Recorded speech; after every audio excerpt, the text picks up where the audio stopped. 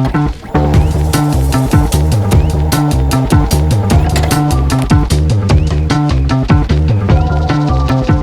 are up. This is the Our Town Podcast coming to you from Madison, Alabama. And this is our first live episode.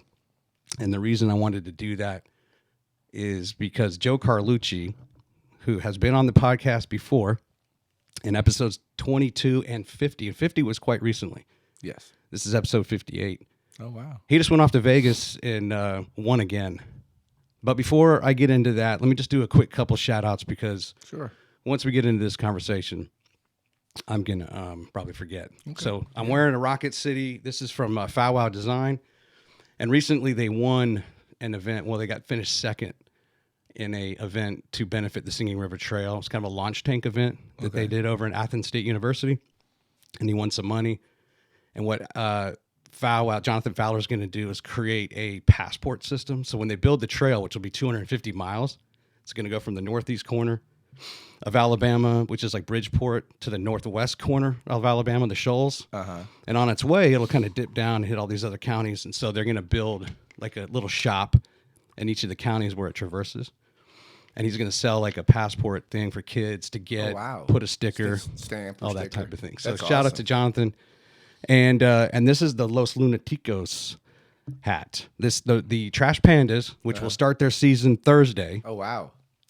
It's called like Copa de Diversión. They're like all the minor league teams are going to take on an alternate brand, alternate identity for 3 games in the season. So this is brand new. Thanks to Corey Ozdara, who's the director of sales over there. That's awesome. For hooking me up with a hat and a shirt. I like that design. Yeah, thanks. Different. It's like 2 faces if you study it. Yeah, I'm looking at it now.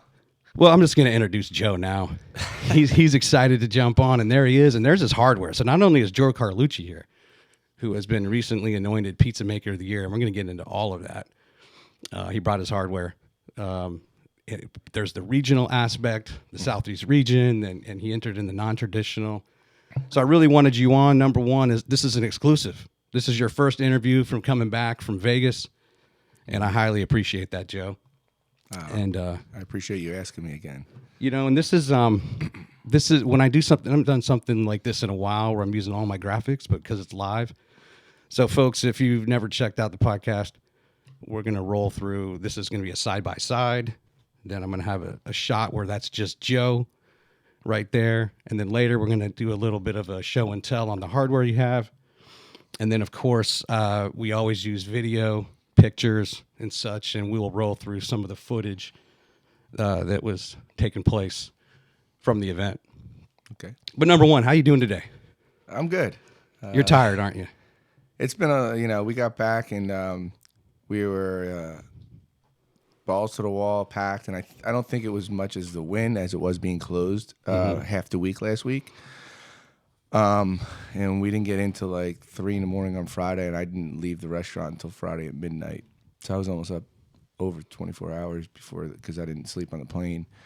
But I had a lot of adrenaline going. So, and then yesterday, like I told you, when I got here, my daughter competed in a cheerleading competition in Nashville and Revolution in Huntsville, and she actually came in first as a national champion. So it was a good weekend. So even though I'm tired, I'm going on a lot of highs right now. And then to be asked to be here before any other news came out, I love the show. It's an honor to be here. I think this is one of the best podcasts, if not the best podcast in the country. I appreciate it. And to be, talk to you about the win and experience and share it with the people of Madison is an honor. You guys we drove by, we have a tradition in our family on the first day of every month. We go to Buc-ee's. My daughter started that. So we drove by Saturday night, and it seemed like you had music on the patio, and it seemed like you were slammed. Yes. And I thought, man, Joe has just got to be dragging in there. And you're on a high, but you're also physically tired. Saturday night was tough. I was a little edgy. I'm not going to lie. I was a little cranky, but, I mean, we all were. My staff was the ones that came with me. So it wasn't just me that was tired, but, you just do it. And the phone kept ringing. They kept coming in. And so that perseveres you. Perseverance? Yeah, thanks. Yeah. Pushes you to do when you see that and people want it and try it. And think in the back of your mind, no one really knows that we won yet. Right. We've announced it on social media, but this is maybe because we've been closed and it's a nice day. And yeah, some people heard it on Facebook and social media, but this is nothing of what it's going to be like if it's anything compared to last year.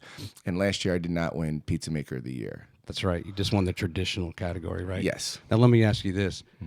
What was funny, I had texted you.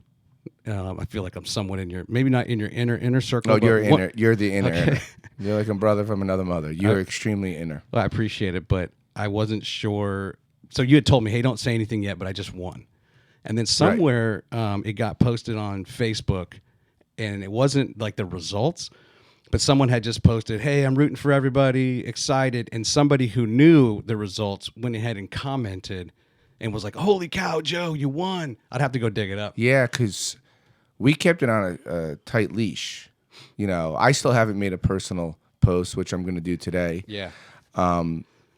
But it was just a very small inner circle of some past employees, my old manager, some friends, you. I don't, unless my mom was there. So No, it wasn't your mom. I think it was another competitor.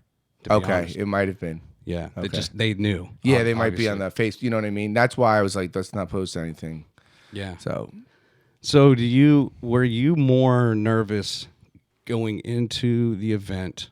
And I don't want, we're going to get all into the event, but let's just compare and contrast. How did you feel? How nervous did you feel kind of getting ready for it versus now, like, now that it's done? Is there a similar level of like nervousness or just like, I'm sure you're still in shock. You can't believe it. But you know what I mean? Like, how surreal is it? And does it compare in any way of the nerves of like going into the competition? Listen, it's for people listening and trying to get a grip of understanding. Like, I mean, first I have to give God all the glory because this is impossibly never going to happen without him in my life. And I give him 1,000%. But I mean, you should probably give him like 10,000. 10, I don't know, 1%. But I will tell you that, you know, I prepped a lot. I made it a lot. And when you make this pizza and, you know, I told you I was going to have you come in and stuff. And it's so, you have to listen to people, but you can't listen to people because everybody's like, oh, this is great. This is amazing. Mm-hmm. And you don't know if they're telling you that because they like you or they work for you.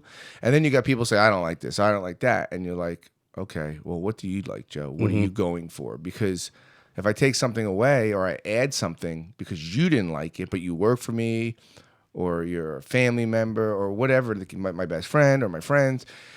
So, you know, it makes you start thinking at night, should I do this? Shouldn't I do this? You know, and that's where the World Pizza Champions come in. To just be a sounding board?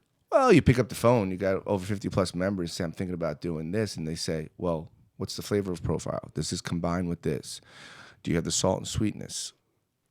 You know, what are you actually going for? It's not just like, oh, I like it. You know, how many from your team, the World Pizza Champions, do you interact with? I know Tony G, and we'll talk about him throughout. A good amount. Good amount. A good, you know. Is it hard to keep up? Well, we have a WhatsApp for the group, but then I have text numbers that I text some of the other members that I'm closer with, and that will help me or give me opinion or advice or ideas. But it's like I can call any one of them if I had a question right now. Yeah. So, but there's a small group I'm closer with. Yeah, like anything, it's a team. So I mean, it's 50 people on our team, maybe more now. Right. We just inducted 5 more members. All right, so let's go back to. So last year you competed in traditional. Yes. For those who briefly describe traditional. And then describe non-traditional, okay. And then once we do that, let's roll into the flavor profiles, the ingredients you thought of in coming up with your idea going into the non-traditional this year. Okay. Traditional is just 2 toppings. That's it. It's one of the harder ones to win. So getting that out of the way last year was huge because, I mean, it's an even playing field with everybody. 2 toppings, red sauce. You can't take it out of the oven once it's in. Mm-hmm.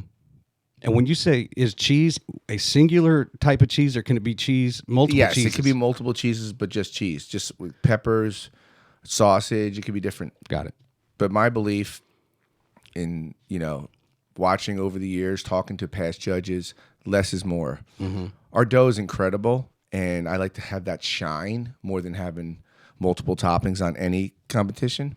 So last year I was fortunate to win with 2 toppings. Non-traditional is different. Anything goes. Right. Any amount of toppings, take it out of the oven, put it back in the oven. Dress it, meaning put some more display on it when it comes out. I mean, you could do anything. So, now people are coming up with just anything you could put on a pizza. Anything you could eat on a dish, people are putting on a pizza. Yeah. So, which has to upset some of the purists in a way, right? People like you that been in the business for a long time. There has to be some sort of resistance in some respect, right? To some yes of and this. no, because you go to New York and you go into a pizzeria and they're going to have like a grandma slice, a chicken parm slice, chicken marsala slice, a baked ziti slice. People get creative with what they can put on. And my thought was, don't overthink it and don't get too creative, but do something that no one else is most likely not going to do, or not a lot are going to do. Everybody's going to probably do arugula, prosciutto, basil, and I just went with something thinking like maybe out of 92 people or 90 plus people, there'd be a handful of people that are going to do lobster and crab meat. And like I told you before, I think you were at the store with your family, I'm either going to come in dead last or I'm going to come in the top 5. Right. And I knew that going in. I knew it was either going to, if I nailed the flavor profile, my dough is on point. If I nailed it, I'd have a chance. And I go into this going, let's win the region. Because, listen, 90 plus people, it's not impossible, obviously, but you can't expect no one in the history of this competition has ever won back to back in different categories. So I'm going in going, okay, let's just get the region. Let's not get ahead of ourselves. Let's not be arrogant, cocky. We get the region. That's 3 years in a row. We're best in the Southeast. And then we'll see what happens. Yeah. And fortunate for me and our team, we won the whole thing. So when you were putting together the idea, crab and lobster, was it originally just crab or just lobster, or did you consider any other meats? That was it? I did this about 7 years ago, and I did a lobster scampi pizza. And I had someone in the crowd, a friend, tell me to do some raw steak on it at the end to top it. And don't know why I listened, but I didn't have confidence in myself. And one of my friends was a judges, and the end of the day, I said, hey, how was everything? He said, honestly, I had this pizza. He said, it was amazing. I said, what was it? He said, it was lobster scampi. He said, but the jackass put steak on it. And I looked at him, and he said, no, his name's Glenn Sabowski. He's a great friend, another member of the World Pizza Champions. He goes, what is wrong with you? And I said, oh, so-and-so told me. He said, when are you going to stop listening to people and believing in yourself? He said, you would have won the whole thing. Instead, you lost the whole thing. So I had played around with this pizza years ago, and I thought about it, and then I talked to a couple of team members, and we wanted to use the lobster. I wanted to use the lobster, but I wanted to get away from scampi sauce and come up with something different, So that's how it started in conversation and thought. Okay. And I've been practicing. I can't tell you how much money I spent around here on lobster tail and crab legs. I bet. I'd cook it about 3 or 4 times a week, and I'd like, just get it. If we win, we'll get it back. If we lose, hey. So what changes when you introduce a seafood? What changes in the complements of cheese and the other ingredients? Was it a red sauce, for example? No, it was a mango mascarpone base with a little tarragon in it. So I blended up pureed some mango and mixed it with mascarpone to get that sweetness. And I laid that as my layer. And mozzarella doesn't go good with lobster, so I used like a brick cheese, like a cheddar cheese. And then I did a little Italian parsley flakes, and I baked it just like that. I took it out, and then I put the lobster, nice chunks of lobster around the whole thing. And then I put it back in the oven, and I Raw the lobster. lobster was cooked like 3/4 away. It was soaking in garlic and butter overnight in the shell Wow. with the crab legs. Then I when it came out, I put balls of crab meat on each slice, put it back in the oven, and then when it came out, I had pureed burrata into like a paste kind of, and I put dabs of that around it. And then I finished it with a mango chutney. I put a little crushed pepper in there to have that spice because the mascarpone mango was sweet. And then I topped it with a little zest of lemon, garlic butter brushed around the edges and over the top, and Italian parsley. Are there different rules? So you just talked about how you got to do some prep. You got to soak that stuff overnight.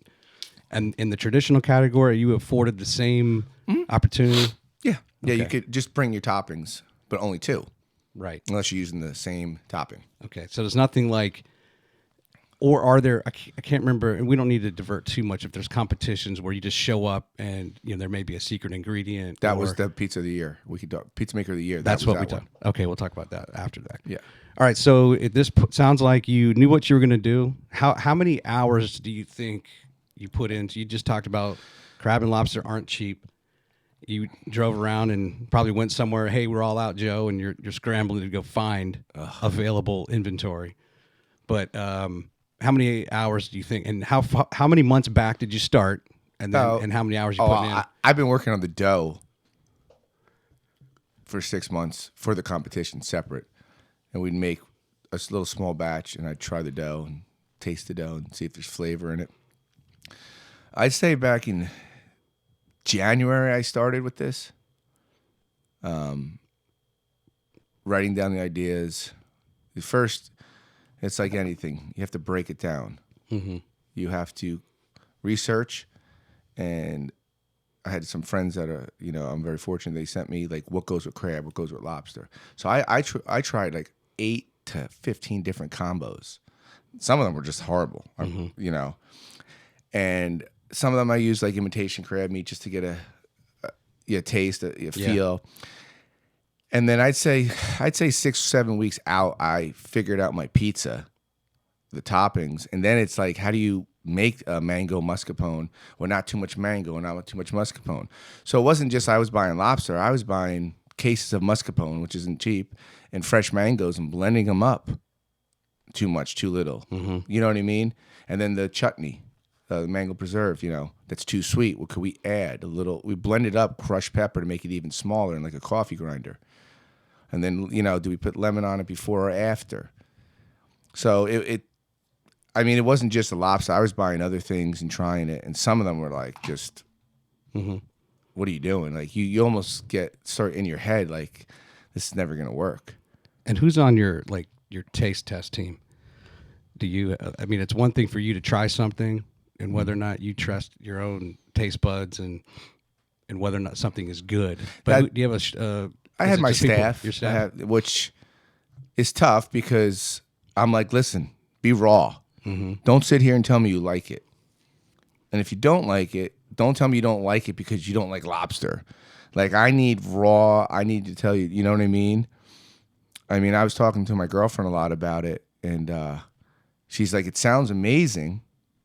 But like you said, she's like, I can't think of lobster on a pizza.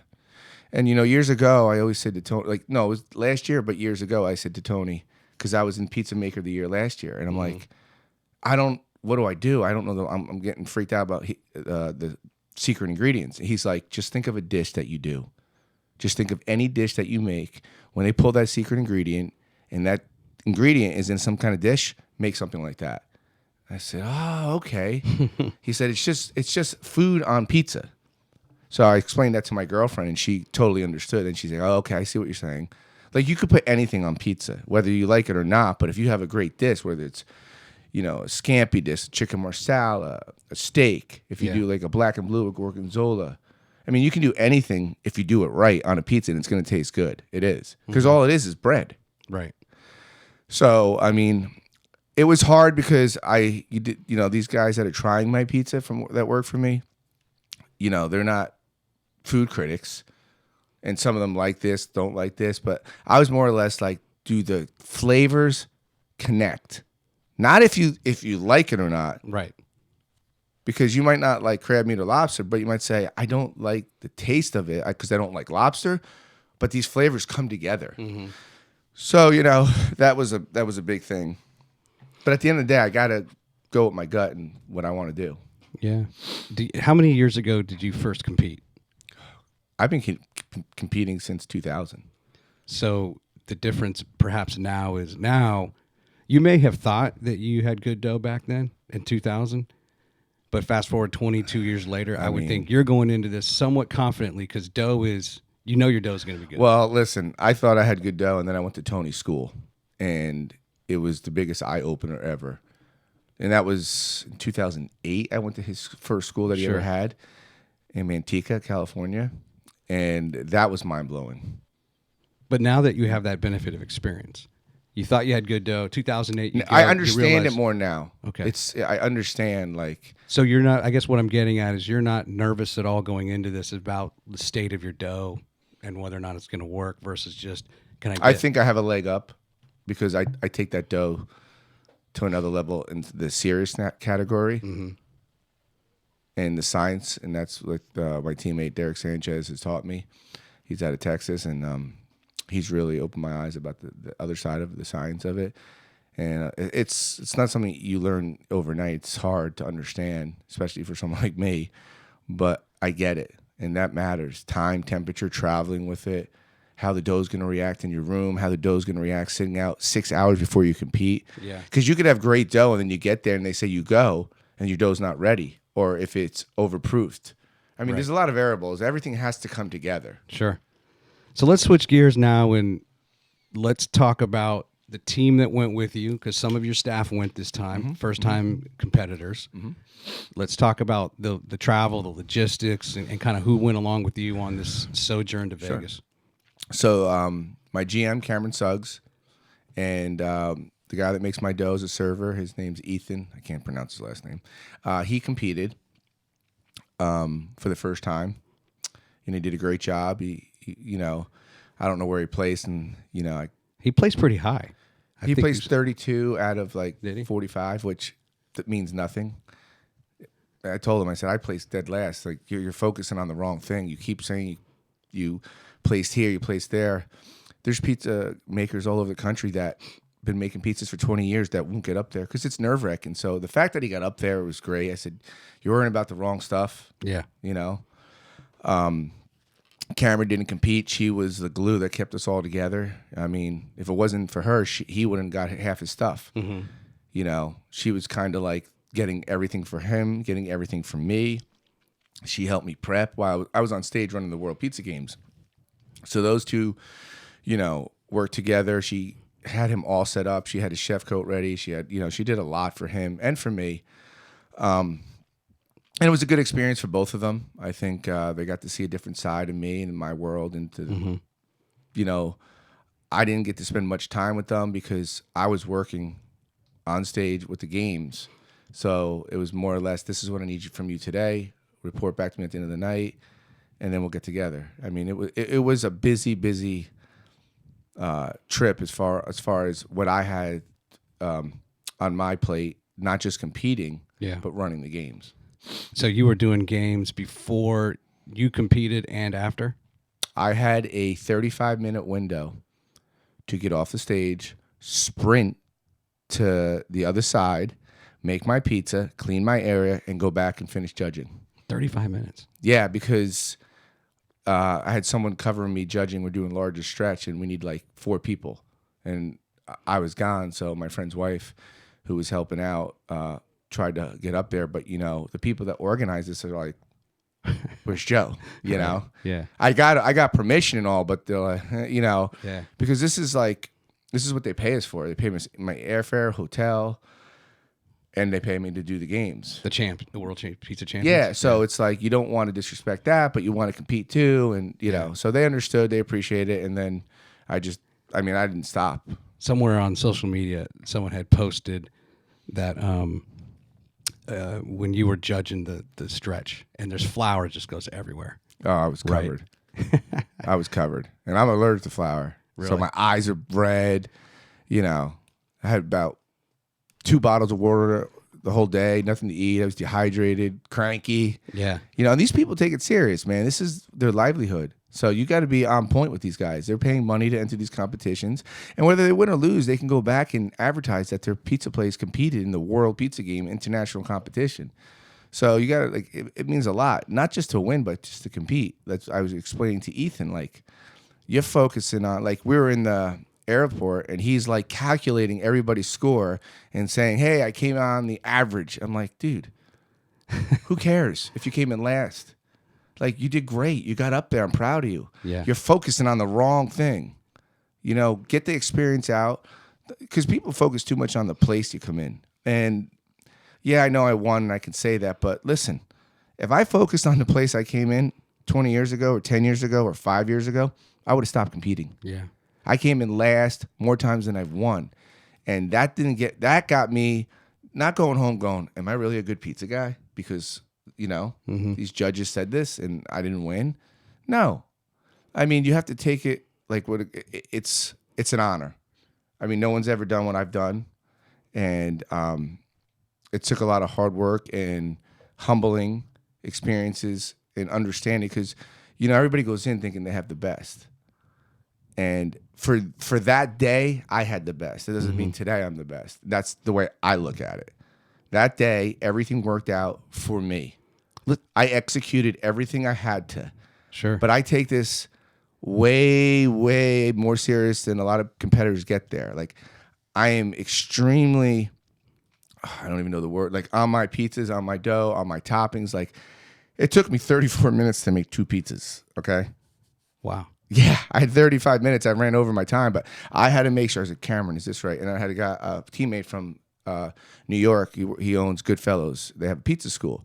And he was going up in against me, after me, and he was right by me. Joe, you have too much crab there. Joe, you have too much crab there. He came over to the oven. I was shaking. Really? I was so, like, focused in, but that's about the World Pizza Champions. I mean, he was right there, and he's competing against me. Like, right there telling me, hey, spin that. Hey, take it out. You can't put a price tag on that. So, like I told Ethan, like, you did good. Be happy that you competed and learned from it and learned from the competitors. And who cares about what place you came in? You know, it's your first ever competition. You don't even make pizza. So that's a win you got up. You know what I'm saying? Yeah. So it's hard because they're excited and everybody asks how you did, you know, and I won. So Now, you had just made a comment like that day, right? There. Guess what? This is the 3rd time I've interviewed you, and it's raining again. I was thinking about the same thing on the way here. It's Every crazy. time I interview Joe Carlucci, it's raining. I know. I thought of the same thing when I pulled up. I'm like, you know, it's raining again. But I was listening to, in preparation, I was listening to The Slice from Pizza Today. They have a podcast. Oh, really? Yeah, and I listened to the episode kind of 1 week out. Then they interviewed Tony Gimignani the week before that. And environmentals, right? You're in Las Vegas. You're in the desert. There's humidity or lack of humidity. The oven you're not familiar with. Oh, I'm very familiar with it. Now you're familiar with that oven Because on I the use show floor. I use it. Well, Okay. not that oven, but the brand. But even if it's the same model, same whatever, there could be some things that's so this is like, Ethan, hey, sometimes you might think you have control over all the variables, and it just Very so true. happens on that day you don't. Very true. Was anything out of the ordinary of what you expected, just kind of from the environmentals and things that you can't control?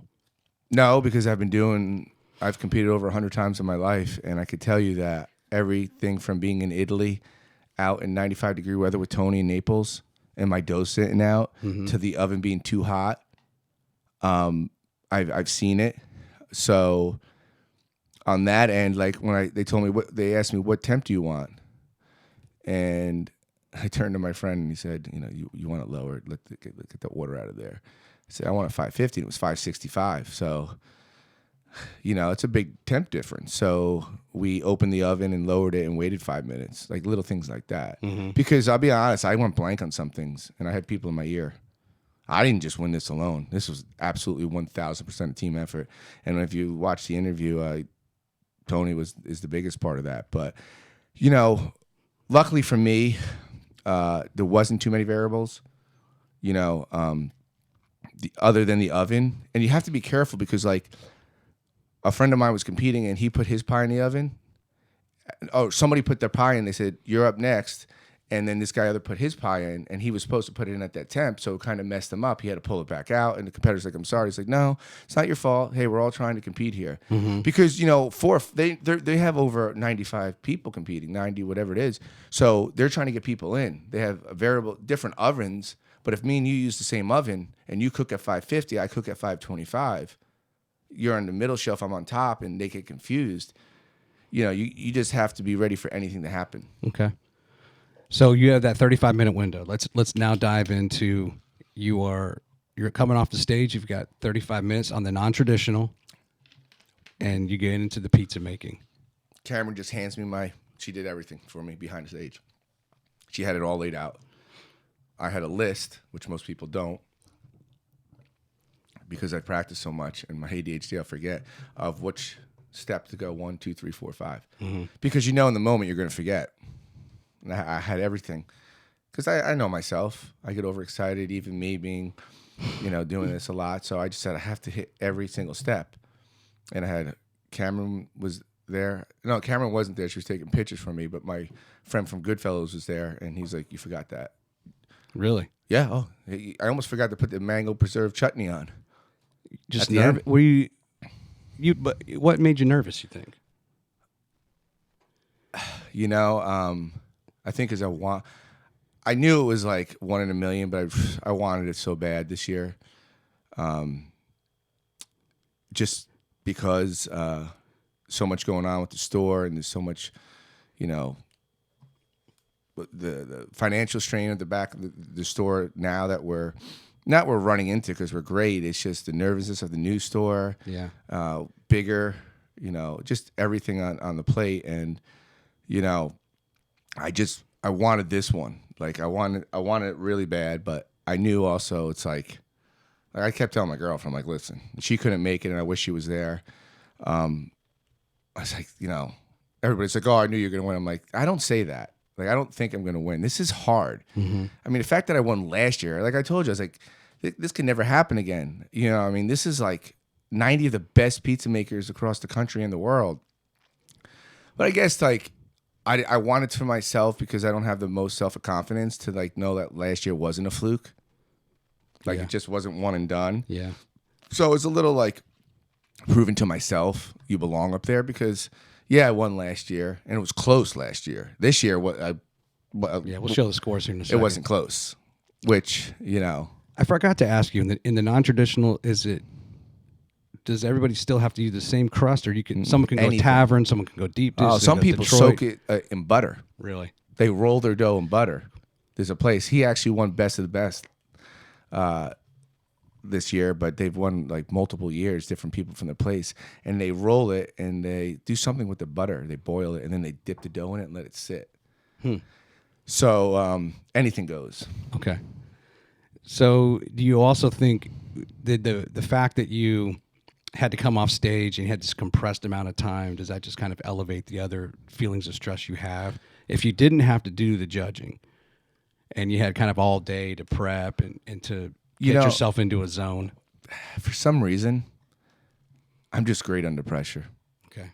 Whether it's TV, cameras, competitions, I think I would have done worse. Because my ADHD helps me with when I'm at the pizza place under pressure. I mean, we did over 200 pizzas this week, and, I just think if I was sitting there all day, I would have overthought it more. I didn't have, because, my mind wanders a lot. So when I don't have time for my mind to wander and think, I'm more focused. And I think it would have hurt me sitting there waiting to go all day, as opposed to, let's get it done, you're under crunch time. I always seem to rise to those occasions, and that's probably a tribute to my ADHD, one of those few. So let's jump into the, here we go. We're going to switch over. Here's the scores, if you want to look at the monitor. You can look to the one on your right or the one that's over my head, if you can see that one better. Yeah. And I'll move this up a little bit because the international top 3 kind of gets cut off. But here's so down in the bottom left is the Southeast. Okay.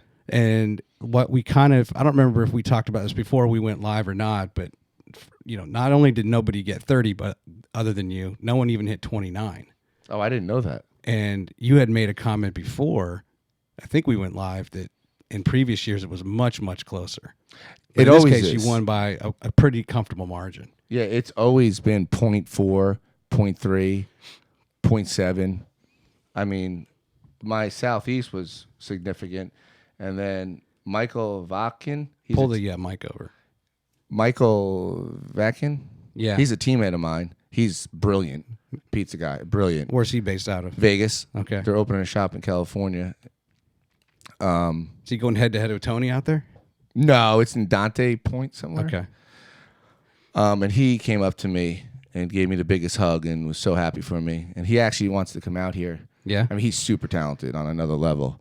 But I didn't realize, 1.5, I mean, it was a good stretch. And then in the Midwest, Camelia Cataldo, I've been competing with her father for 25 years. She's 18 years old. Really? Yeah.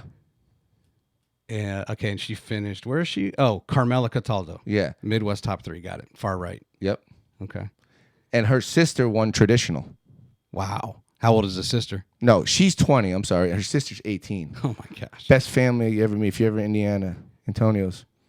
They've been open 42 years. And him and his wife called me Saturday morning. They were so happy. And they were freaking. I was on stage on Wednesday night at the finals party. And I come around the backstage. And the 2 girls are sitting with their dad. And they sprinted to me. And I'm competing against one of them. Really? She was in non-traditional, and they were just, that's how this competition is. That's how much support we have for each other on the team. Like, when I win, everybody wins. When they win, I win, Mm-hmm. I mean, they're 18. I said, you guys are going to start training Valentina soon. We'll be coming up in the summers or something, And then how long of a wait is it by the time you're done and you go back to your duties of judging? 5 hours. 5 hours later. I cooked at, I cooked at 1:30, and I found out at like 7:30. And it just agonizes you. Or were you able to somewhat block it out at times? No, I couldn't. You couldn't. No, I'm not going to lie. Because I had said to my friends, I said, FaceTime me like I did last year. So I kept looking at my phone while I'm on stage, and you really shouldn't be doing that. And then I just put the phone down, and then it rings, and it's like FaceTime, Jeremy Galvin, Mike LaMarca, 2 of my great friends in the industry. And they run the games, and they're like, bro, they're like, you just kicked ass. I'm like, what does kicked ass mean? They're like, dude, you won again. I was like, don't mess with me. They're like, no, congratulations. And I just start crying. I called my girl. I called my daughter. First thing I did was I sprinted to Tony, and he was like, holy shit, are you serious? And then I called Valentina. She was ready for bed, and then I called my girlfriend. She was sleeping. She was half in bed because it was about 10 o'clock. It was about 7:30, so 9:30. No, 10:30 in New York. She was sleeping, and then Valentina was getting ready for bed. And Tony was like, you would think he would have won his face. And I couldn't believe it. Like, and I was So he was there when you won the non-traditional, but not there for the pizza maker? No, he was there. Okay. So you don't have any video of me finding out I won non-traditional. All the video you have is me winning the best of the best when I'm hugging Tony and giving that speech. Then they post the winners, and everybody was just like, you just made history. I'm like, what are you talking about? They're like, we're pretty sure this has never happened in 39 years of this competition. And I was like, no one's won back-to-back. Someone's won, lost, and then won. So let's watch the announcement. Okay. I have that queued up. Which one is this? I think it's your. Well, you tell us afterwards. Let's watch it. All right, Joe.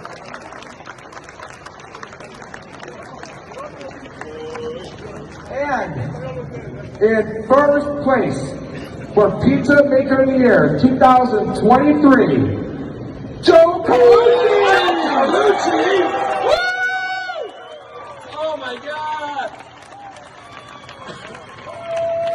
Joe, famous Joe. Joe Carlucci. Famous Joe.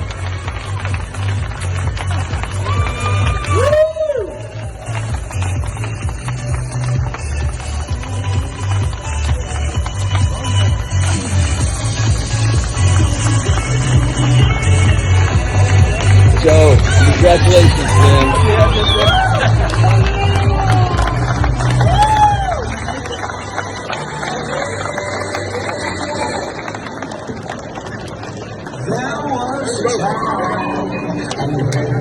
Joe. Over here, Joe. How cool is that to see again? Surreal. I mean, doing this my whole life, or more than my life, half my life. I mean, I never thought I would be sitting up there with that. It's, I don't know if I have your speech loaded as far as the video of it. the other one? I have pictures. We're going to go through some That's pictures. fine. I can send it to you. Let's do that. Let's go through some pictures now. Okay. So the first one we're going to see here is you on the mic. Then once we go through all the pictures, we'll switch over and we'll talk about the hardware. Okay. Sound good? Yeah. Okay. So let's take it from here. You provide the commentary.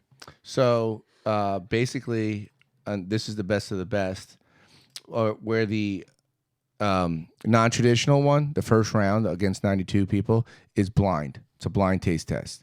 But when you make it to the best of the best, you have to use one secret ingredient, and you have to tell them. You don't have to, but it's good to talk to them about your dough, what you made, why you made it. And I'm not a stranger to a microphone. So Andrew Scudero from Goodfellas was with me, and Cameron, and I'm like, okay, what if it's chicken? What if it's oyster? What if it's lobster? What if it's clam? What if it's steak? I'm like, Andrew, you got to help me. Tell me, because he's like, just relax and breathe. I'm like, Derek, what do you think? I couldn't find Tony to talk to him.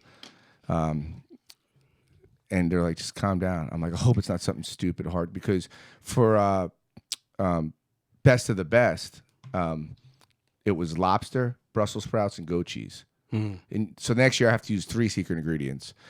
So I'm like freaking out, thinking, okay, they bring out this cart of veggies and in the fridge right before you go on. And I'm like, okay, it can't be sausage because that's sausage. There's meatball, there's mushrooms. Like, what could the topping be? You kind of overthinking it. And you don't know until you get into your prep table and they say 3, 2, 1, here's secret ingredients, go. And the first thing I did is I went and got all the edible flowers. I grabbed them all because I already knew I was going to dress my pizza. And that's now, the one in your ear. You got one of those in your I ear. grabbed everything in the fridge, every single one. Okay. But nobody was thinking, let's dress the pizza. Now, I don't think it had anything to do with scoring, but I do know people eat with the eyes. So when they see it, it might have popped. Mm-hmm. And I didn't do that last year, and I kicked myself. And I also went last. Okay. I let everybody else go. I took my time. So I grabbed everything, and then when it was regatta, I just started thinking, and I had some people in my ear, hey, put this in it, hey, try this. And then I went with, and Derek Sanchez and Andrew saw that, I went with something I was comfortable with. Mm-hmm. I remember a thing that Tony told me years ago, don't make anything difficult for yourself. Don't try something that you've never used before. Mm-hmm. So I'm thinking about Tony, and then I got Derek and these guys and Andrew and them, and I saw peppadews. So I use peppadews a lot, and I know they're sweet and spicy. So I infused that into the regatta.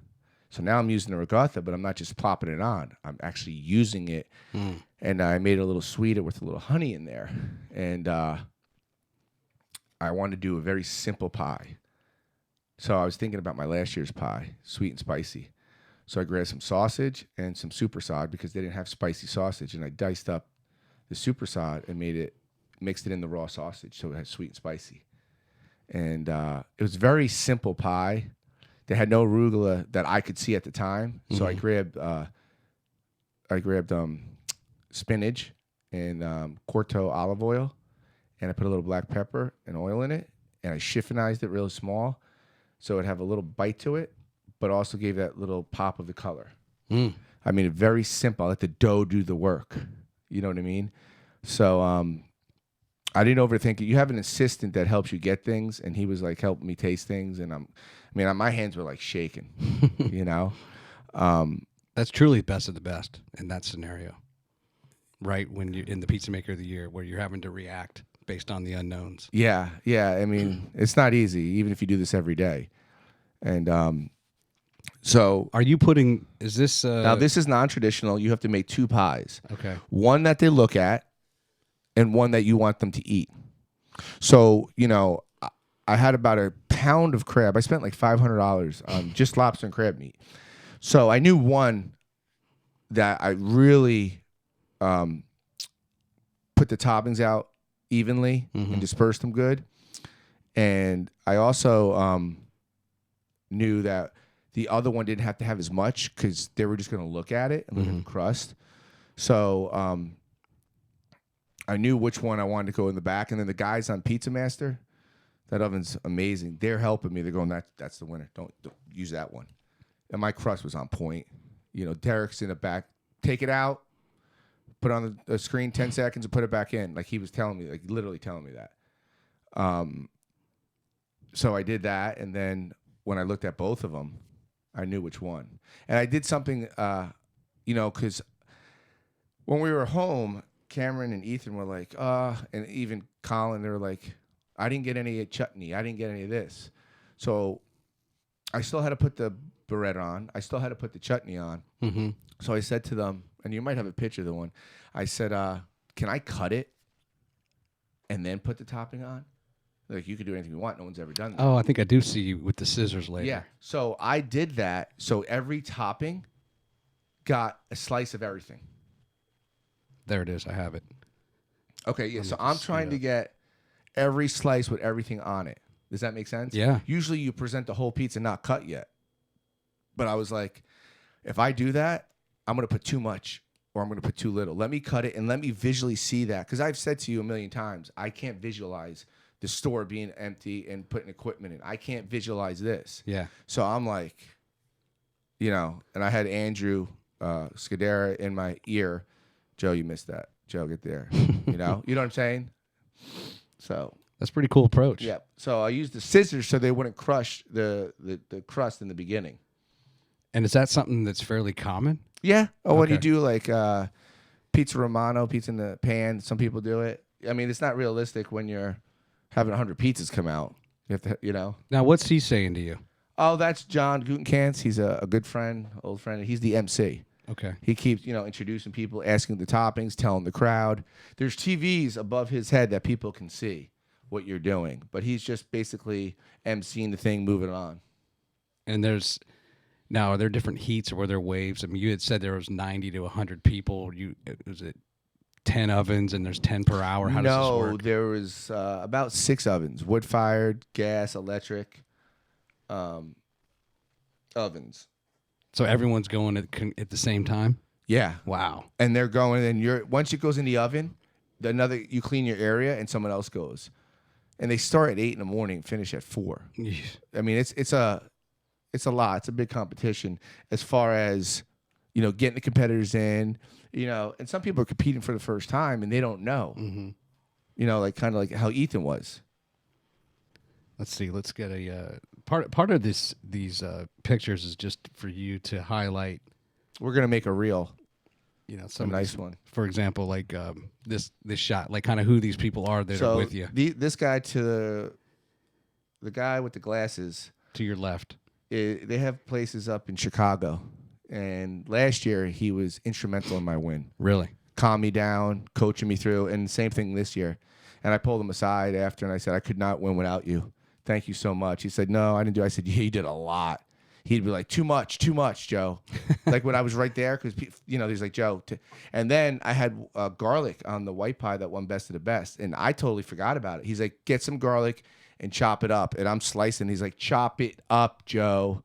Like, I think if I didn't put the garlic on, I don't think I would have won, really, because there's just no kick to it. And he's like, get some garlic, just a little, because my head was overthinking. Like, you do this for 30 plus years, and you know this is bigger than any TV show winning or anything, and this is around your peers.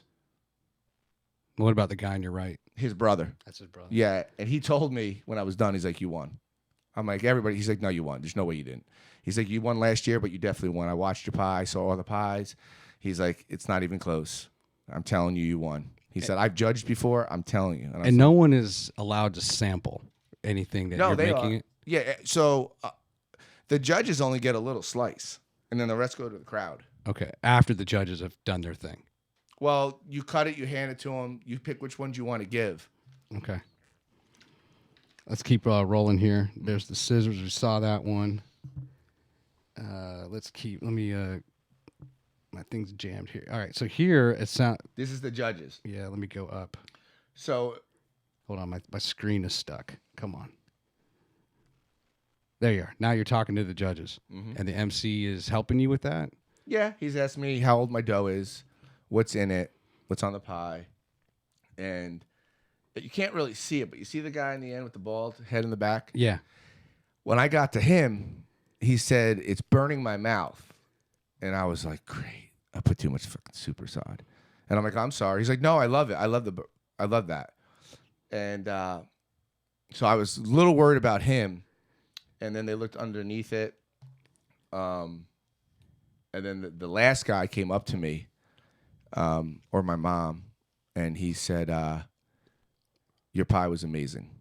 And they don't usually say that, so I might have him going, well, did he tell it? The other ones had? He said after the show, he said, I scored yours the highest. It was on point. But I'm still nervous because, they're all there looking at you, smiling, you know what I mean? And another judge was an Italian judge, and I was nervous about that. But there's no Italians this year. The French beat them. Really? What is there? Oh shoot! I had a question for you, and I forgot it. There you go. You can go back. Yeah, I'll get back to it there. But what's going on here in this shot? This is the non-traditional first round. This is when I'm putting the lobster on.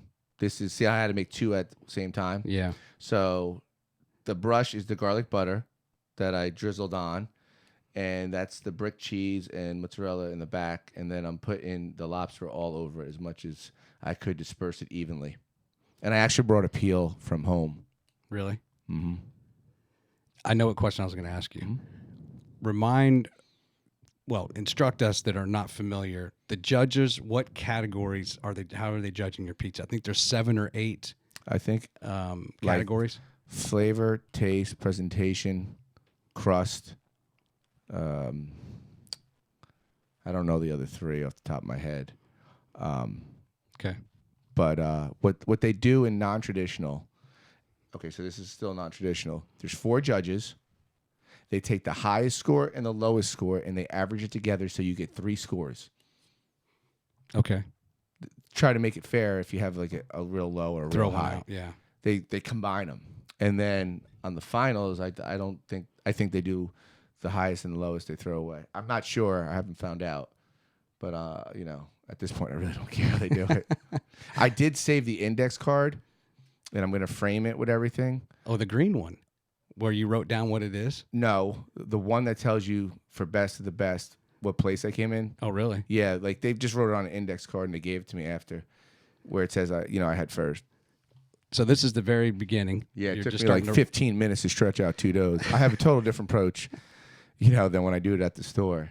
It's a lot more meticulous, methodical. Yeah, I'd be out of business if I did it at home. You know what I mean? I'd be in trouble.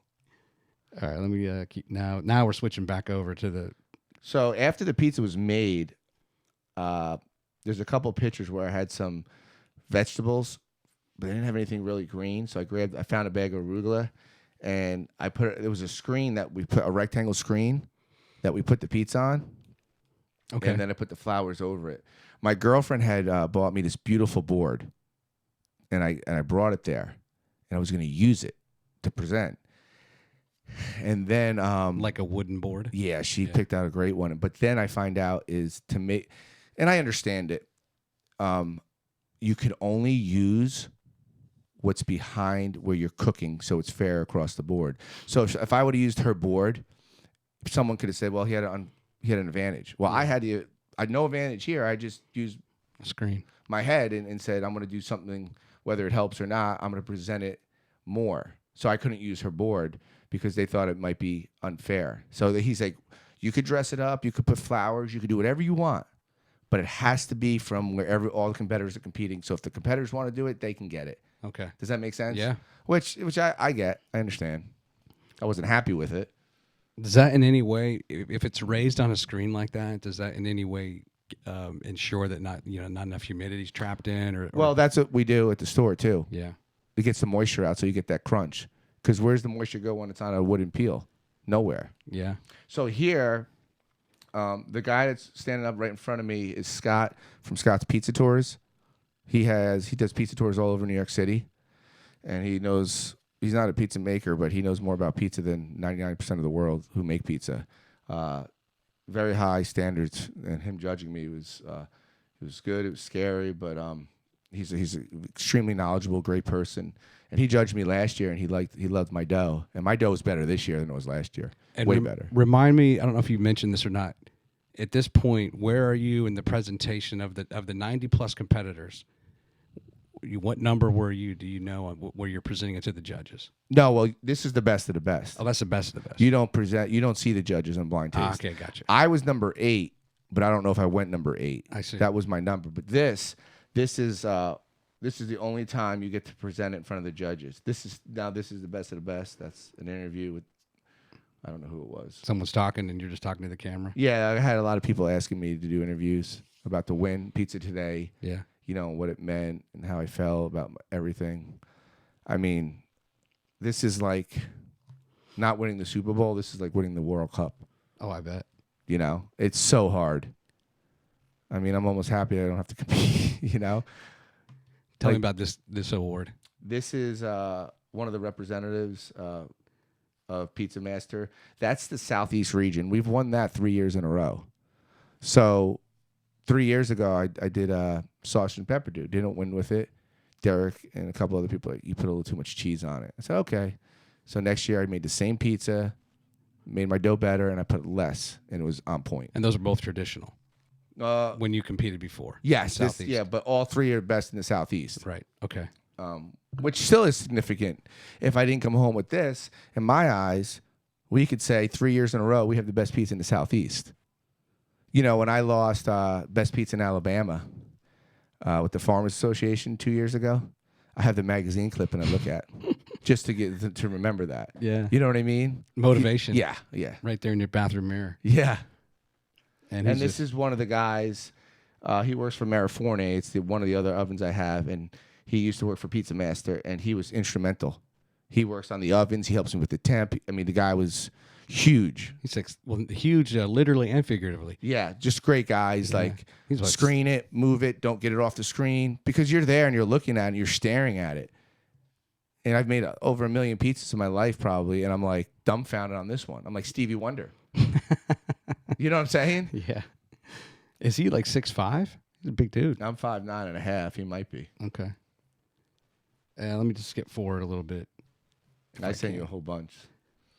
Now it goes into the oven. So there's some sort of what are they inspecting, I guess, when you put those into the oven? Well, the cook, the top and the bottom. I wanted a nice undercarriage, crisp. When you cut a slice and you hold it up, it doesn't bend. Yeah. But I didn't want to overcook it, and the bottom was overcooking. And that's the danger heat. of too many toppings, right? It's gonna cause Right, that just too. And if it cooks too fast on one side, so he's like, screen it, and then Derek's like, take it out, let the moisture get out, and put it back on that spot for 10 seconds. Count to 10, literally. Yeah. Derek is like right here, yelling at me. He was. They're in your corner. Yeah. Let me keep skipping forward. We might be coming to the end here. I sent you so much. I like this shot See, just with your jersey. There's Andrew right there. This is day 1. Let's see here. That's the shot I used in the promotional pic I put together. I don't know if you noticed. I cropped the Carlucci. Oh, really? And then slammed it I didn't see against. It's just on like the little thumbnail. Okay. For this live Awesome. episode. It's a cool jersey. And let's cut it there. Okay. Oh, wait a minute. No, I got it. This is a great picture. Hold on. We got to go back to this. Who's this guy? His name is Will Grant. He has Sourdough Willie. He's won multiple world championships. He's just a big teddy bear, and I think he was more happy than me at that point. He's just a great teammate.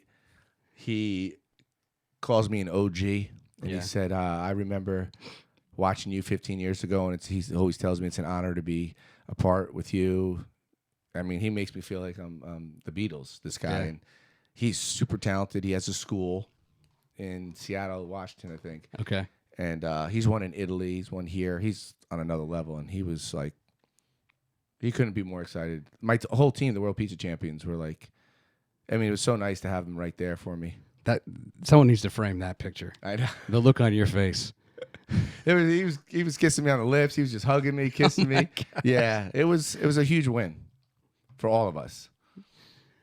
Let me ask you about the keynote that Tony gave, and I understand. Oh, you heard about it? He had 888 pizza boxes, and I don't know if you were if you got one. Yeah, I did. And the keynote, I guess, I presumably I'm going to guess here that if you had a certain number as he spoke, I think then was there a was gold a prize ticket, in it. $5,000. But there were other. I guess everybody got a prize of some sort in their box. Yeah, he was when he did his keynote, which was awesome. He said he's very superstitious, and I'm kind of superstitious too, because like last year I was going through some personal things and I deactivated my social media for certain reasons and stuff. So this year I did the same thing. Actually, my girlfriend's like, "Why are you going to Vegas?" And I was like, "I know it sounds crazy, but I'm trying to do everything I did last year." She's like, "Oh, whatever." And then Tony gave $2 bills. That's his lucky. And I put that in my wallet on Tuesday morning. And when I competed and I won, he said, "Did you get that $2 bill?" I said, "Actually, I haven't done anything different since I won." He's like, "Oh my!" I said, "I haven't showered. I have your $2 bill in my wallet." Yeah. He's like, "You're more than me." I said, "Yeah." Like I wore the same socks, everything. I did not shower, did not do my hair. I was like, "I'm going to compete Wednesday." And then when I won Wednesday, I'm like, I have to do the same for Thursday. But his keynote choked him up, just to see where we've come from. Yeah. 20-something years ago, and he's so gracious. He's so humbled. Like he's just there to help everybody else. You know, Tony is a remarkable person. He actually won. He hasn't even announced it yet, so he might get mad. But he won like franchise. Pizzeria of the year last year. No, franchise. Oh, in a different group. franchise. He has 50 plus going out. He beat that's out right. like Donato's and Domino's. Hey, raise your mic up just a little bit. That he should be making an announcement this week that he told me. And Just push up on the boom so it goes higher. That's fine. That works. the type of person he is, he didn't even announce that. And Really? he didn't want to give the spotlight to himself. That's who he is. Like that's, just always worried about everybody else. It's been a long journey. So And for those who don't know who we're talking about, you got to go back to episode 22 and where Joe talks about Tony Gimignani becoming his mentor, and then we talked about him in episode 50 because, and I believe this was you have those other. He gave the keynote, but of course you're there for presentations and seminars and workshops, and he reached the 1.2 million mark for his store last July. And I believe there was going to be a whole discussion on that just to kind of help people realize, hey, you can get there. It's possible, because a lot of people assume the $1 million in revenue in a month is impossible. But I didn't realize he didn't get a store till he was 17 years into it. Mm-hmm. So there's people who may just meet him now and you're like, oh, this guy probably just had it handed to him. He's had an easy life. No. He's printing he money. busted his ass. And he started at 18 years old, and I guess it wasn't until he was 35, and he was grinding. And it kind of reminded me a little bit of just like something, starting any business, but even me, like you're trying to do some stuff and you kind of worry too much about what people think. And he was talking about some of the things that he used to do that, of course, you would think are embarrassing, but he was trying to make it, and he was putting all of his energy, into making it in the business. People don't see the back end of stuff that you do. Yeah. They don't want to know about it.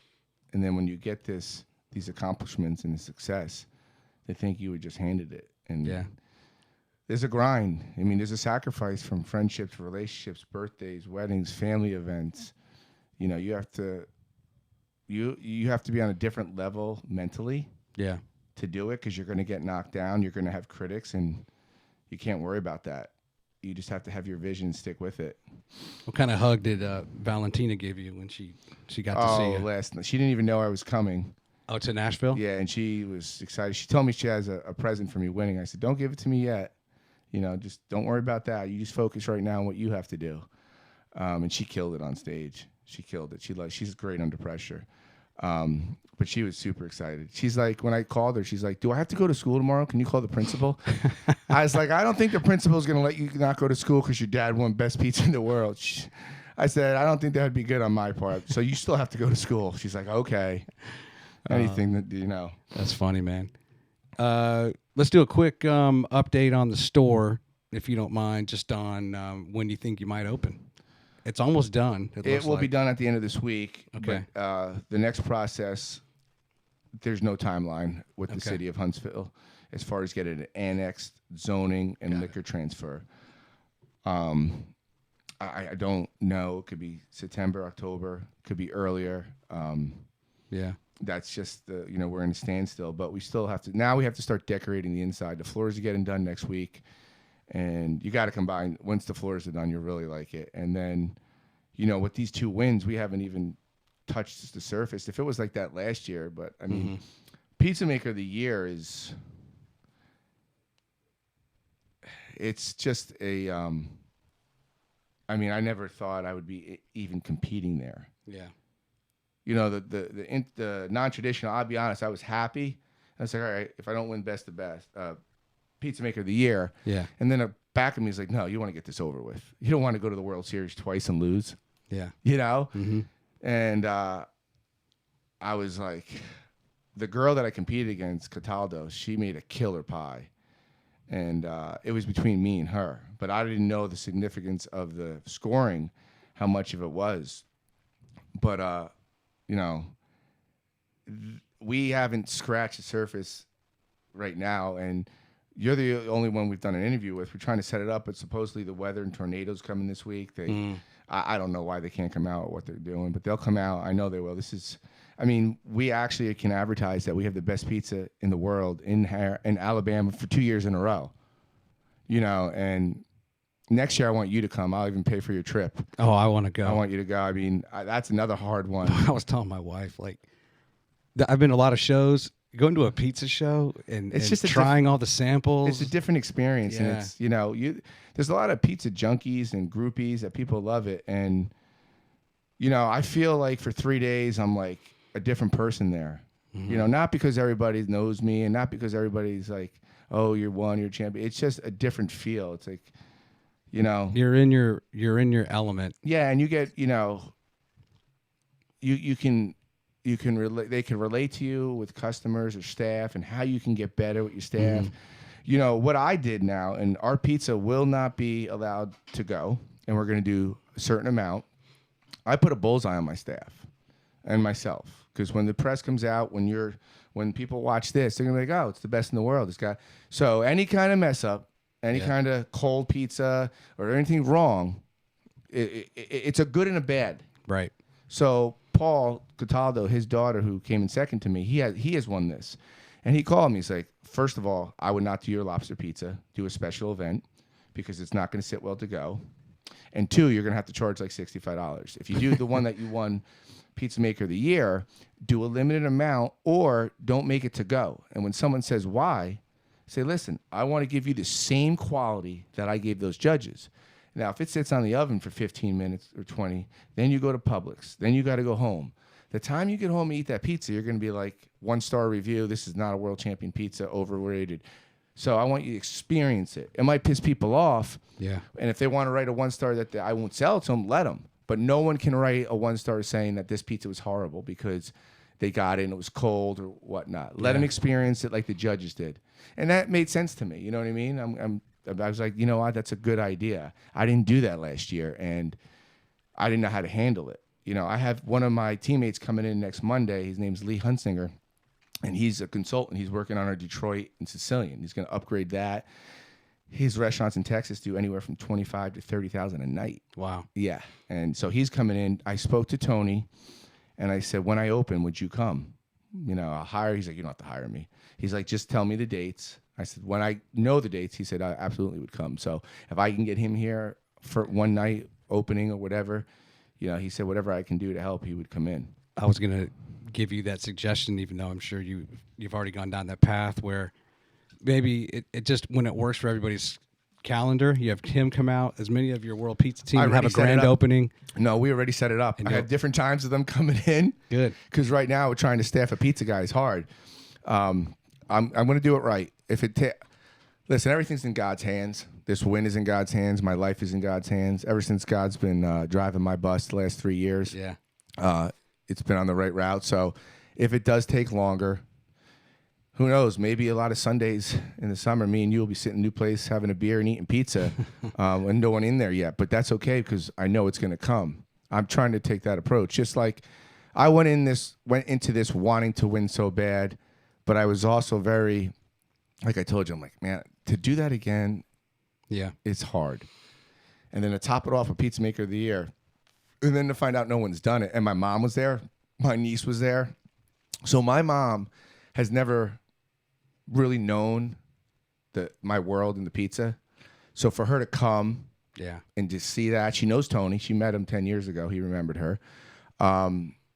She met some other members of my team that she kind of knew from pictures. And I always kid around, like, oh, yeah, I'm famous Joe, whatever. She's like, you're not famous. Shut up, So for her to see that and experience that, and then to win while she was there, listen, I'm done. I'll be a coach now. Cameron's going to compete next year. I might talk my girlfriend into competing. She's a great baker, so I'll teach her how to make pizza. I'd love to compete. Teach me something. We'll get you in there. Seriously. Maybe on the sandwich one. Yeah, the pizza. The sandwich one. There's so many, so I'm going to bring a team of people competing. Yeah.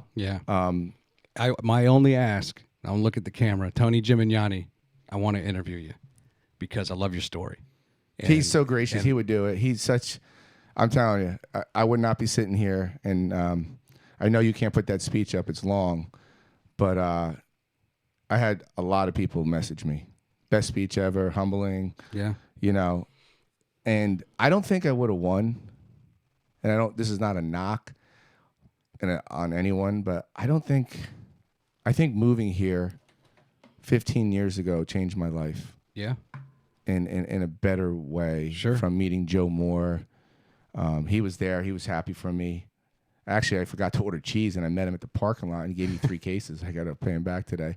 That's the type of people he is. Joe Moore, by the way, for the folks, is the owner of Tatora's over in Hampton Cove. Pizza Ed in Hartselle. Yeah.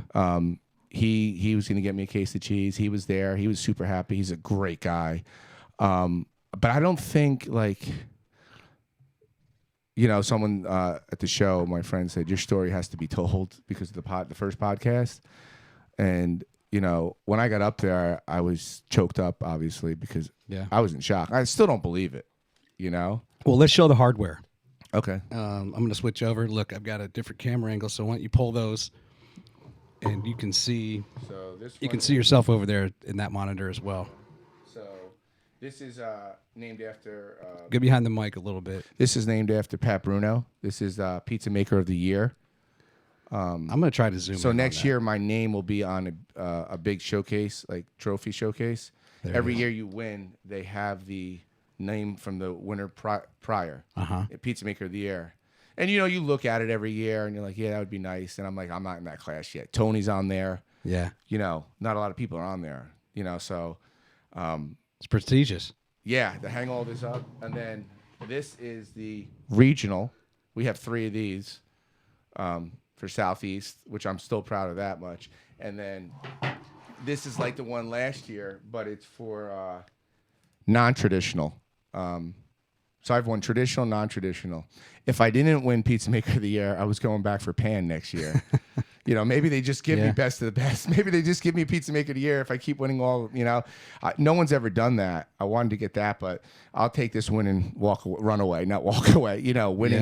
Winning this. Like, we talked in the last interview, and I told you, even when you came in, I was like, I'm not getting my hopes up because it's hard. I mean, it just solidifies that what I'm doing with Derek and Tony, it works. And, Derek is all about science, and he said, listen, there's 90 people, but there's 20 people or 25 people in your Southeast. He's like, 5 people are overconfident. 5 people didn't compete. 5 people really don't care. That's 15 people. You only have to be 5 people that are serious. That's how he breaks it down. Yeah. He's like, because, some people are overconfident. Some people don't even practice. They really don't. They just think their dough is great and their pizza's great, and I'll make it a couple times. But like you said, temperature of the oven, the weather, your room, transporting it, getting your ingredients, all that matters. This is in no way. Or you cutting the slices and ensuring an equal distribution. Yeah, everything. I can't list the people that were over there. I tell you right now, I would have never won. Yeah. I mean, Cameron getting all the ingredients. Ethan, coming. We made the dough together. I was making sure I made that. So Derek had talked to me about yeast water. Make your own yeast with organic apricot, organic salt, and filtered water. And after 5 days, it simmers and makes yeast water. So on Saturday morning last week, Ethan's like, "What are you doing?" I said, "Don't worry, just watch." So when he ate the pizza, he was like, "Holy Jesus, there's so much flavor in it."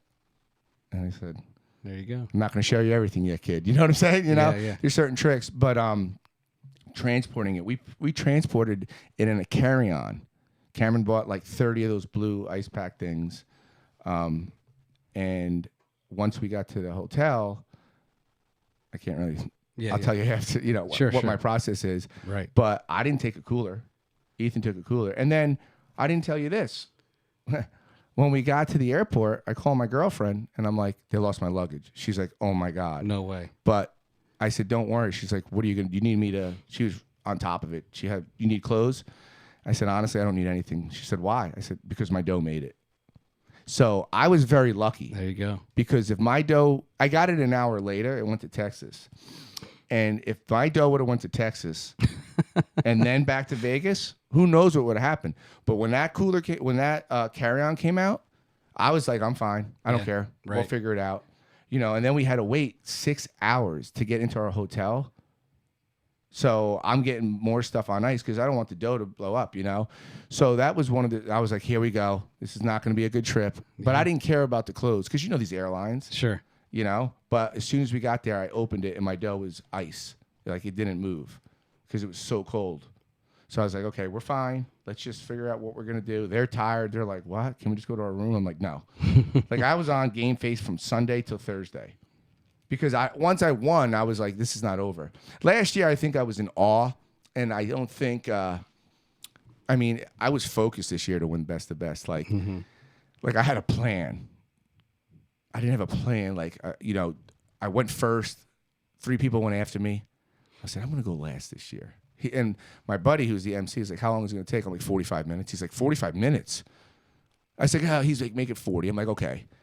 So when I'm making the last pizza, I'm kind of watching everybody. I put my pizza in as the last person was giving it to the judge. Now they had a little time, and then I'm dressing it. So now it's too late for everybody else. Now I'm going to get the scorecard. They're going to send it to us. And presentation is more of the pizza. But I tell my staff every single day, people eat with their eyes. And maybe like, okay, this guy's serious. This guy's into it more. Or he wants it. I don't know. But I won by 3 points. So when I get the scoring, I'll show you. So I was a little more determined this year because Tony's like, "Well, you don't have to compete." For what? Even if you could, he said to me, "Why? What do you have to prove? If you compete and lose, then your level's going to go down. You're at the top." But you're a competitor. We talked about this a little bit last I won't time. compete. I'll compete in Italy next year. Yeah. But I won't go back to Vegas to compete. There's no reason. I've done it all. Other than winning Pan, why would I want to win non-traditional again? Well, now you're going to... Because what happens if I compete next year and I come in 60? Or I could say, "I'm done. I'll be a judge. I'll do the best of best. I'll try that." And then, maybe go on the other side and maybe work on going to Italy one day and winning. Tony doesn't compete at all anymore. For why? He doesn't have to. Now, I think I have to count. I think this is my 7th world title. I don't know exactly. 6 or 7. I'm not going to catch him, and that's not my goal. But, you're right. I am a competitor and I want to compete, but like if I compete in 3 or 4 years, if I'm pretty sure I can't, but if I could, what am I accomplishing? Or what Tony does is he teaches all his guys.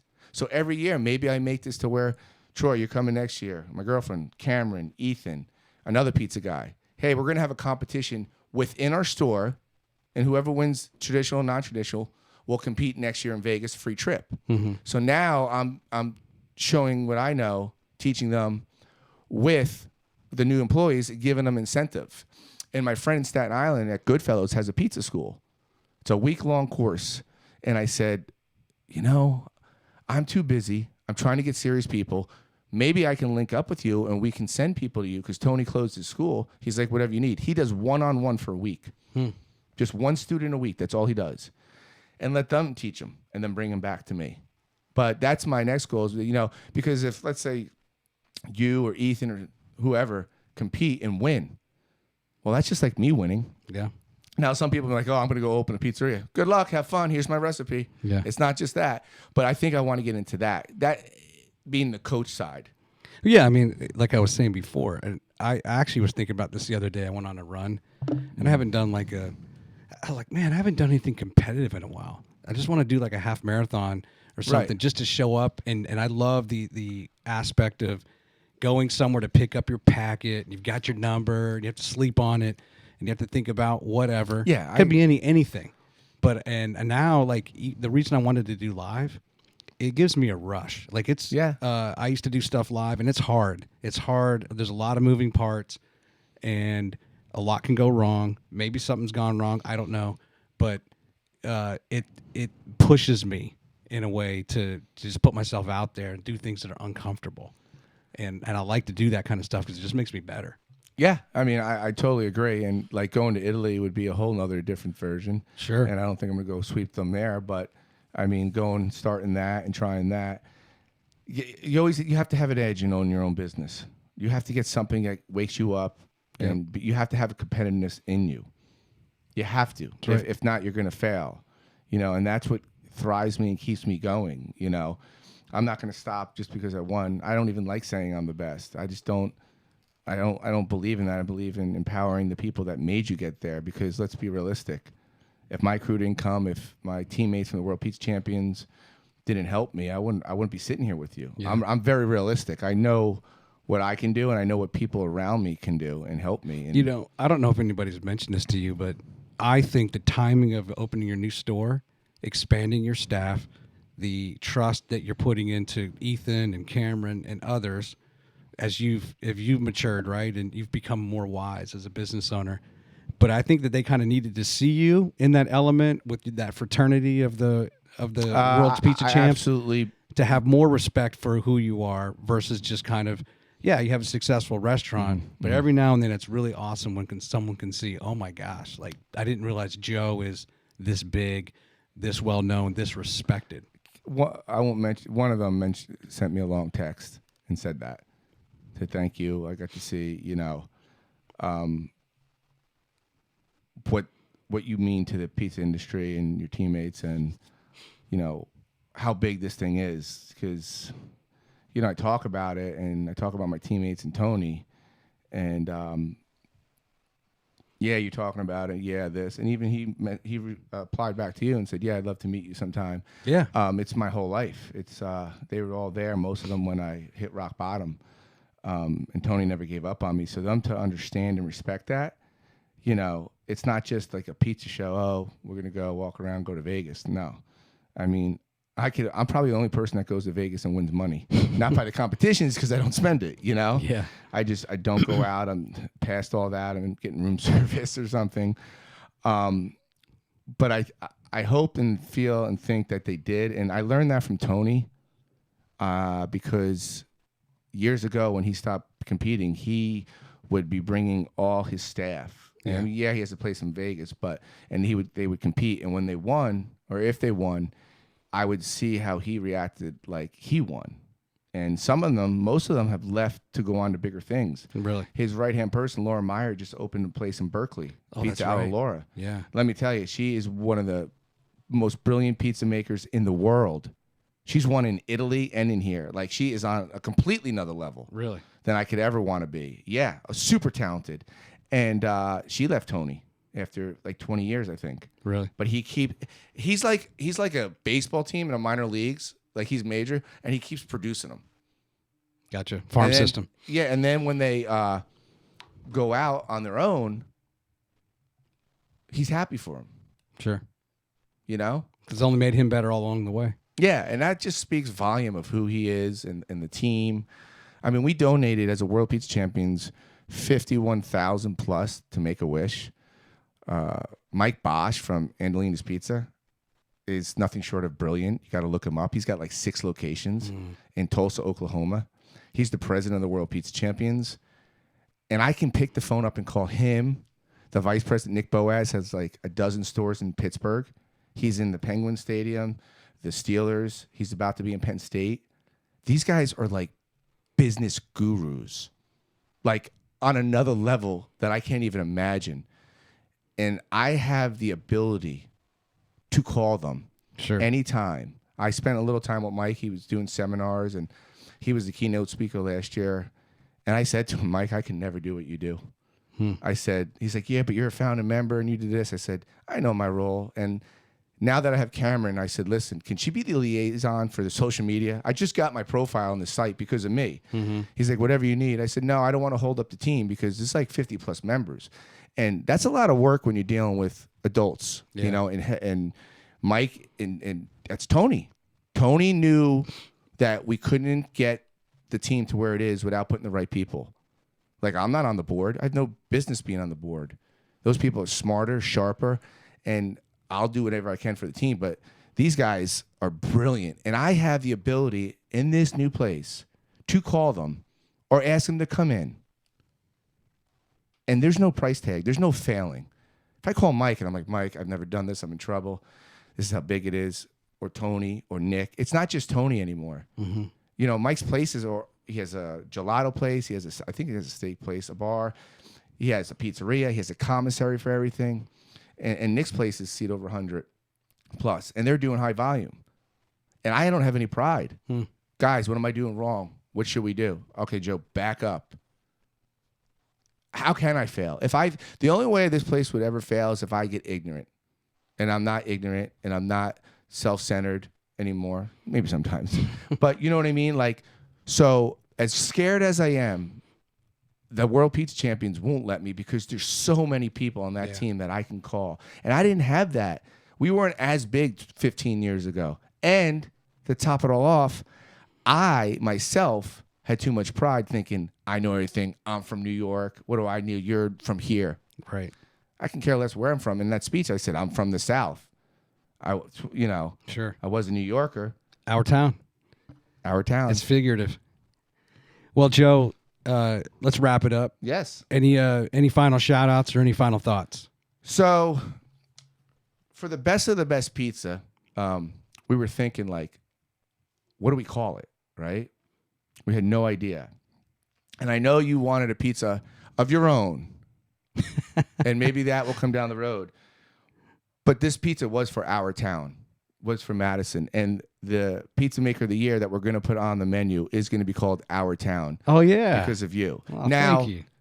That's going to be for the next couple of months. When the new menu comes up, Gotcha. we'll have the kids and the wife come in, and we will come up with yours. But last year was the award winner. But I think I wanted to do this for Madison. I want to do it for my team, the World Pizza Champions, my team at Valentina's. So I thought about it, and I said, let's call it Our Town because it's our town in Madison that won, not just Joe Carlucci. Awesome, man. So is that okay with you? Oh, man, you just made my year. I know we'll have to have you in this week. We're not taking reservations, but we will for you. So if you call and you want to come in, they already know to let you get in anytime you want. Okay. And I know it's not your I'll sit in the kitchen. recipe. Too. It's not your recipe or the toppings, but when the new place comes. But for the next 2 months, we didn't want to call it the award winner again. We have that on the menu. And I just thought about you. You're the first interview I did, and you've been a huge supporter. I mean, let's be honest. After my first podcast, I didn't know if I was ever coming back here. But it's called Our Town. So I hope everybody wants to come in this week and try it. Awesome. Thanks for having me. You're welcome, Joe. I don't even know. I'm speechless. This is a perfect way to end. But thank you so much for coming in, and all the best. I know exactly where you're going. I think you're just going to follow kind of what Tony's done in his career, franchises, more restaurants, and you're going to compete in a different way. But I really appreciate your time. I know you're tired, That's all right. and Sleep in bed. all the success in the world, my friend. Thank you. See you soon. See you.